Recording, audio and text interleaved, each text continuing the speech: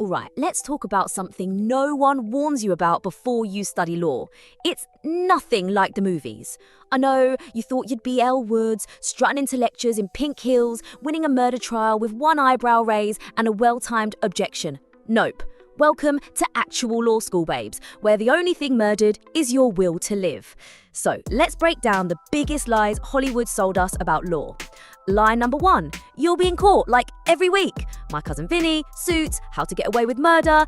They had you thinking you'd be serving drama in the courtroom daily, flinging evidence across the room like it's the season finale of a Netflix show. Reality, you'll spend 90% of your time reading cases from 1832 where someone sued their neighbour over a cabbage. You're in court once, maybe twice, and even then it's just you shadowing a barrister, eating a disappointing sandwich in between adjournments. Lie number 2, there's always a big twist. Shout out to Legally Blonde, A Few Good Men, The Lincoln Lawyer, all those final courtroom scenes where someone gasps, someone confesses, and someone else faints dramatically. In real life, there's no surprise witnesses bursting in. There's just you, your case brief, and a judge who's not impressed you forgot to number your footnotes.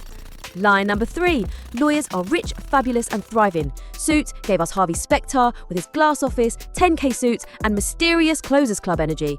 Real law students, we're set in the library at 11 p.m, wearing joggers, surrounded by empty Red Bull cans, and crying over Donaghy with Stevenson. Also, no one tells you how poor you'll be while studying law, like flat broke. You're out here reading about corporate mergers while checking if Lidl do student discounts. Lie number 4, you just wing it with charm and get away with it.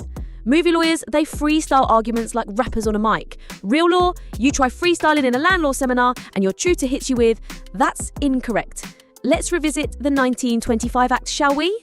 Charm doesn't get you marks, but a well-cited Oscola footnote just might. The truth is, law's more admin than adrenaline. It's problem solving, critical thinking, writing pages and pages of analysis where you can't just say, "I feel like this is unfair."